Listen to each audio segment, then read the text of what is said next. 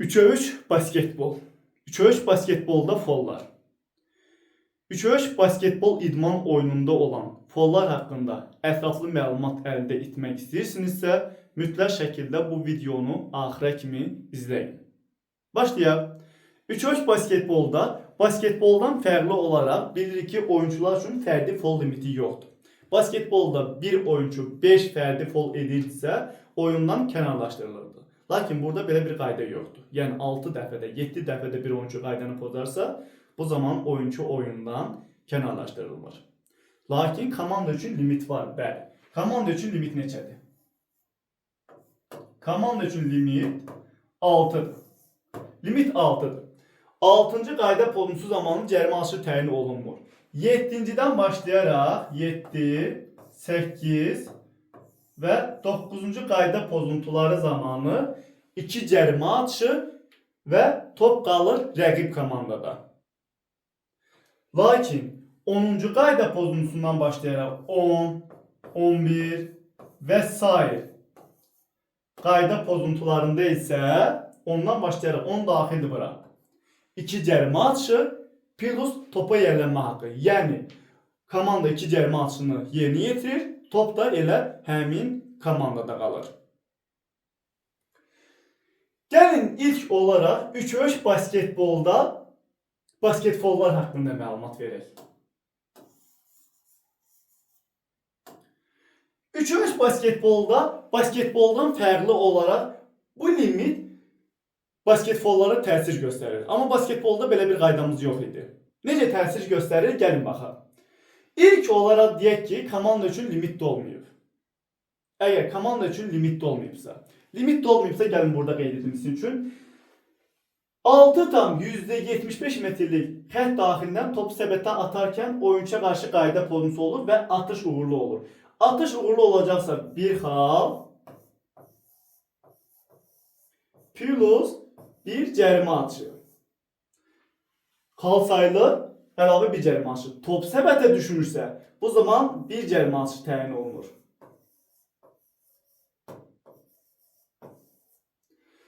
Əgər 6,75 metrlik xətt xaricindən top səbətə atarkən oyuncuya qarşı qayda pozuntusu olursa, bu zaman deyirik ki, top səbətə düşürsə, yəni atış uğurlu olursa, xal sayılır, 2 xal plus bir cərimə atışı. Yox, əgər atış uğursuz olursa 2 cərimə atışı. Xallı zonada 2 cərimə atışı təyin olunur, top səbətə düşmürsə.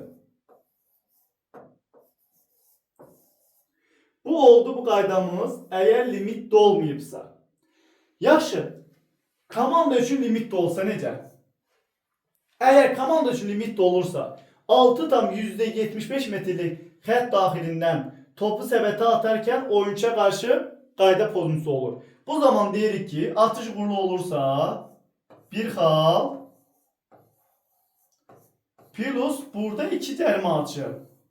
Baxın, orada bir xal bir cərimə atışıdır. Amma burada 6,75 metrlik xətt daxilində olmasına baxmayaraq neçə cərimə atışı? 2 cərimə atışı. Niyə görə? 3'e 3 basketbolda komanda üçün deyirik ki, limitdə olubsa, bundan sonra mütləq şəkildə 2 cərimə atışı təyin olunur.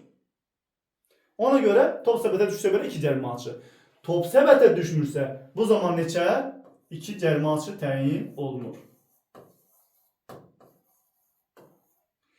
Əgərsə 6,75 metrlik xətt xaricindən top səbətə atarkən oyuncuya qarşı basketbol olursa, bu zaman atış uğurlu olursa, xalı zon olduğuna görə 2 xal plus yenə 2 cərimə atışı. Yenə top səbətə düşmürsə 2 cərimə atışı.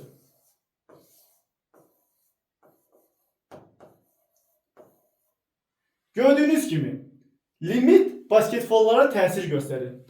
Limitdə olmamış top səbətə düşürsə xal sayılır bir cərimə atışı, düşmürsə daxildə olubsa 1, xaricdə olubsa 2. Amma burada necədir? Top səbətə düşsə belə mütləq 2 cərimə atışı təyin olunur. Ona görə deyirik ki, limit nə edir? Atış halında olan oyuncuya qarşı qayda pozuntusu olursa, buna da təsir göstərir. Hətta bu limit bizim üçün Digər qaydalar da təsir göstərir, qeyri-idman foluna da təsir göstərir. Onun haqqında da məlumat verəcəm. Gəlin indi oyunçu üçün texniki fol, qeyri-idman folu, diskvalifikasiya fol edilərsə qaydalar necə tənzimlənir? Gəlin onlara baxaq. Əgərsə bir oyunçu texniki fol edirsə, texniki fol nə zaman qeydə alınır? Bilirik ki, idmandan kənar davranışa görə. Yəni oyunçu hakimi etiraz edirsə və ya rəqib oyunçunu əsəbləşdirəcək, özündən çıxardacaq bir hərəkət edirsə, hətta tamaşaçılara qarşı, bu zaman oyunçu üçün deyirik ki, texniki fol qeydə alınır. Texniki fol olarsa, necədir burada qaydamız? Texniki fol olarsa, texniki fola görə bir cərimə aşı təyin olunur. Neçə? Bir cərimə aşı təyin olunur texniki fola görə. Basketboldan fərqli olaraq texniki fola görə oyuncu oyundan kənarlaşdırılmır. Burada texniki fola görə oyuncu kənarlaşdırılması yoxdur. Əgərsə deyirik ki, texniki fol müdafiə olunan oyuncuya verilibsə, bu zaman bir sərbəst atış, top qalır təbii ki, elə hücum edən komandada. Hücum vaxtı 12 saniyəyə sıfırlanır. Yəni, əgər müdafiə olunan komanda üçün verilibsə, texniki fol. Top qalır hücum edən komandada, hücum vaxtı da nə qədər? 12 saniyə. Yox, əgərsə deyirik ki, texniki fol hücum edən komandanın oyuncusuna verilibsə, bu zaman nə olur? Hücum edən komandanın oyuncusuna verilibsə, müdafiə olan komanda xeyrindən bir sərbəst atış, top qalır yenə hücum edən komandada, vaxt isə qaldığı yerdən davam edir. Neçənci saniyədən qalmışsa, həmin vaxtdan davam edir. Yox, əgər topa sahib olma yoxdursa, bir sərbəst atış son müdafiə komandası üçün top. Yəni, müdafiə olunan son hansı komanda edirsə, bu zaman top onda qalır və hücum vaxtı da 12 saniyə. Burada dediyim kimi, 3-3 basketbolda texniki fola görə oyuncu oyundan kənarlaşdırılmır.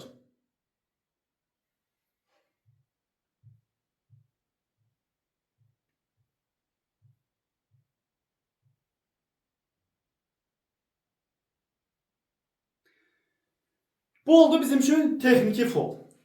Əgərsə biz deyirik ki, atış halında olarkən oyuncu, məsələn A komandasıdır, A komandasının bir oyuncusu A1 topu səbətə atır. Top havada olarkən A komandasının digər oyuncusu, məsələn A2 hakimə etiraz edir. Bu zaman hakim texniki fol qeydə alır. Atış uğurlu olursa təbii ki, atış sayılır A komandası üçün və B komandasının xeyrinə texniki fol. Texniki fol verilir. Yaxşı, B komandası texniki folu yerinə yetirdi. Bundan sonra top kimdə qalacaq? Deyirik ki, top havada olduğuna görə artıq deyə bilmirik ki, top A komandasını yoxsa B komandasındadır. Bu zaman bir hava atışı ilə oyun başladılır və hava atışı zamanında top kimi üçün atılır? B komandasına. Çünki son müdafiə olunan kim idi? B komandası. Ona görə hava atışı ilə hakim kim üçün atır topu? B komandasının oyuncusu üçün atır. Texniki fol. Qeyd etdiyim kimi oyuncu oyundan kənarlaşdırılmır. Basketboldan fərqli olur. Amma basketbolda iki texniki fol edən oyuncu oyundan kənarlaşdırılırdı. Gəldik qeyri-idman foluna. Qeyri-idman folu nə zaman qeydə alınırdı? Bilərəkdən edilən qayda pozuntuları zamanı. Yəni, sən bilərək topa yox, bilərək rəqib oyuncuya qarşı hər hansı bir qayda pozuntusu edirsənsə, bu zaman sənin üçün qeyri-idman folu qeydə alınır. Əgərsə qeyri-idman folu qeydə alınıbsa, bu zaman 2 cərimə atışı təyin olunur. Neçə? 2 cərimə atışı təyin olunur. Bəs top kimdə qalacaq? Cərimə atışlarından sonra.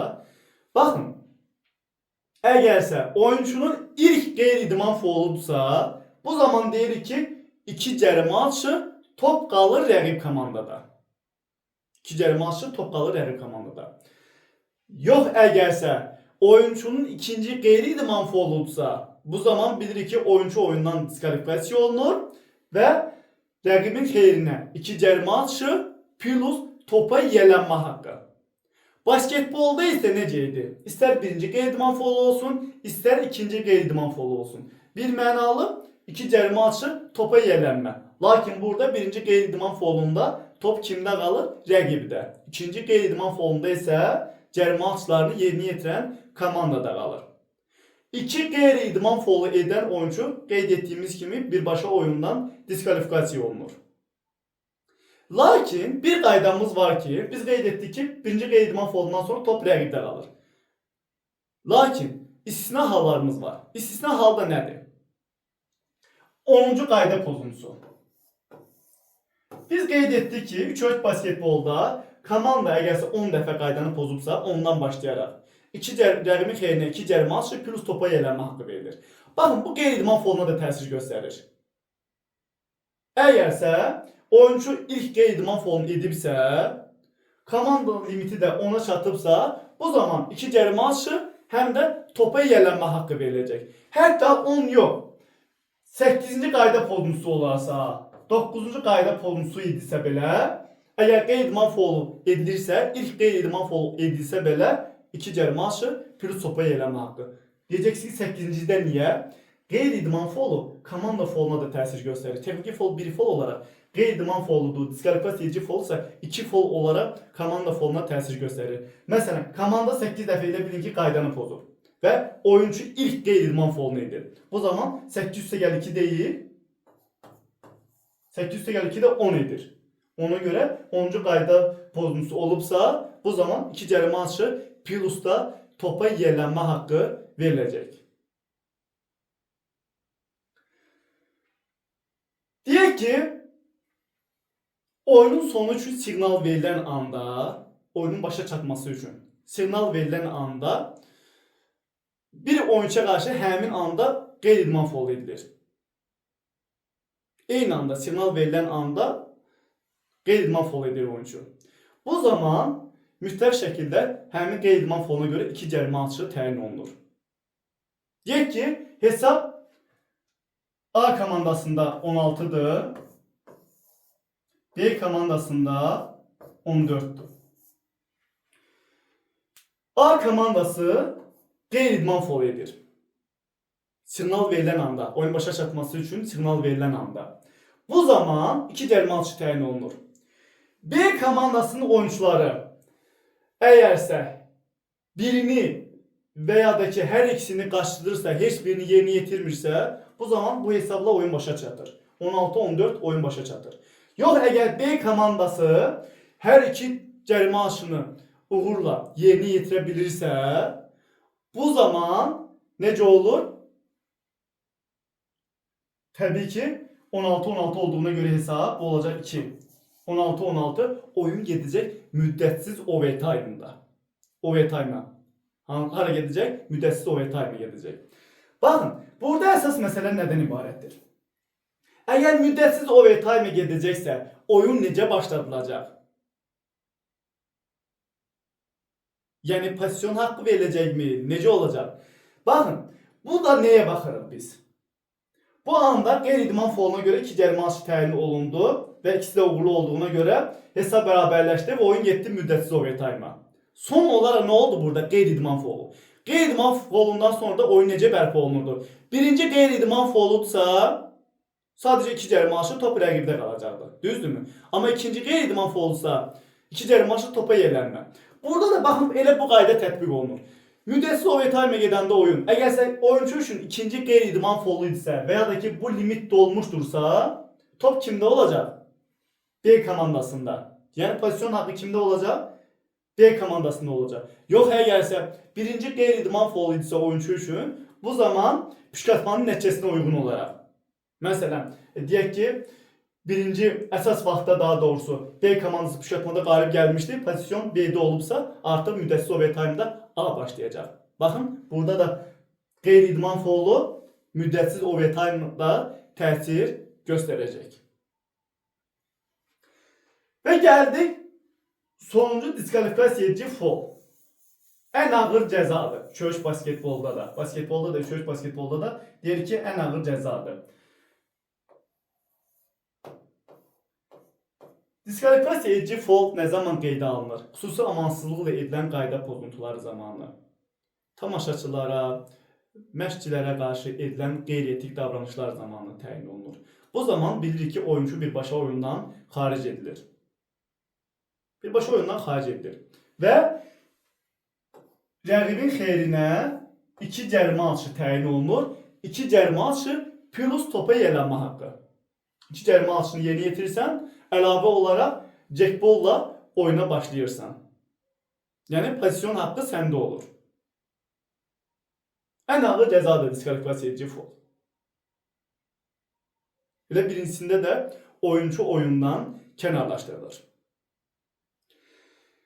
Gəlin indi cərimə atışları necə həyata keçirilir onlara baxaq. Baxın müəllimlər, əgər basketbolda deyirdik ki, komanda üçün limit dolmayıb və qayda pozuntusu olursa, oyun necə bərpa olunurdu? Deyirdik ki, hakim göstərdiyi yerdən. 3-3 basketbolda necə? Əgər komanda üçün limit dolmayıbsa, bu zaman oyun hardan bərpa olunur? Necə bərpa olunur? Jackbolla. Oyun jackbolla bərpa olunur. İndi isə cərimə atışları necə yerinə yetirilir? Cərimə atışları 5,80 metrlik məsafədən buradan yerinə yetirilir. Cərimə atışlarını yerinə yetirərkən hər komandanın neçə oyuncusu 6,75 metr xətt daxilində olmalıdır. İlk olaraq ona baxaq. Deyək ki, A komandası cərimə atışlarını yerinə yetirir. A1 oyuncu cərimə atışını yerinə yetirəcək. Digər oyuncuları A2, A3 bir tərəfdə və buradan da B1, B2,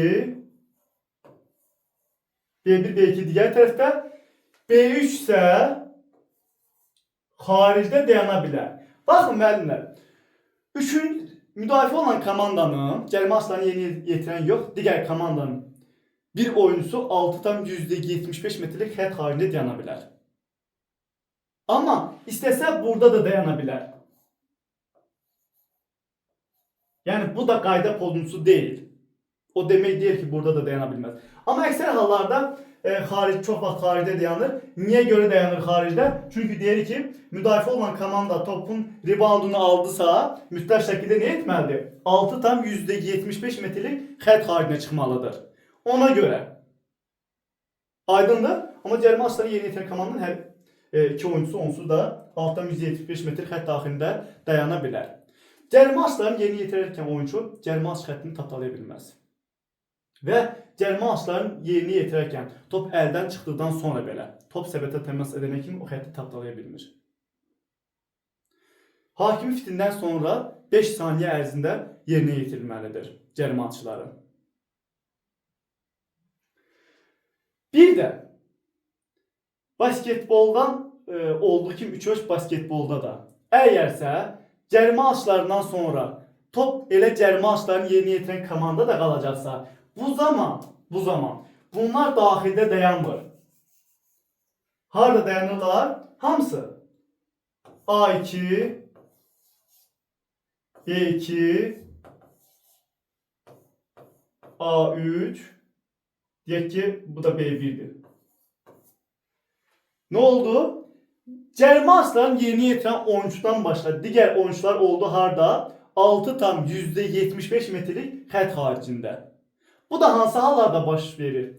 10-cu qayda pozuntusundan başlayaraq bilir ki, 2 cərimə atışı plus topa yiyələnmə haqqı verilir. İkinci qeydiman faulu, bir də diskvalifikasiya edici faullar zamanı. Bilir ki, cərimə atışlarından sonra top elə cərimə atışlarını yerinə yetirən komandada qalır. Ona görə, yəni sonuncu uğursuz atışdan sonra burada top uğruna mübarizə aparmaq olmur. Çünki cərimə atışlarından sonra top kimdə qalacaq? Elə cərimə atışlarını yerinə yetirən komandada qalacaq da. Oyun jackbolla bərpa olunacaq. Ona görə. Bir də xüsusi olaraq nəyə qeyd edim müəllimlər? Basketbolda olduğu kimi mütləq şəkildə qayda pozuntusu kimə qarşı edilibsə, cərimə atışını elə həmin oyunçu yerinə yetirir. Bəs digər faullarda, deyək ki, texniki fauldur, qeyri-idman fauldur, diskvalifikasiya edici faullarda necə olur? Baxın, texniki foldu. Bir də diskvalifikasiya edici fol. Diskvalifikasiya edici folda da atışanda olmayan bir oyunçuya qarşı diskvalifikasiya edici fol edilərkən həmin atışı istənilən bir oyunçu yerinə yetirə bilər. Mütləq deyil ki, kimə qarşı qayda pozuntusu olubsa, atışı o yerinə yetirsin. Aydındır?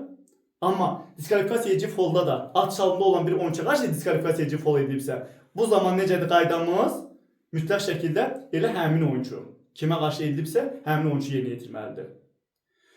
Basket foldur, bir də qeyri-idman follarında. Basket follarda, qeyri-idman follarında mütləq şəkildə cərimə açısını kim yerinə yetirməlidir? Kimə qarşı edilibsə, həmin oyuncu yerinə yetirməlidir. Bu qədər.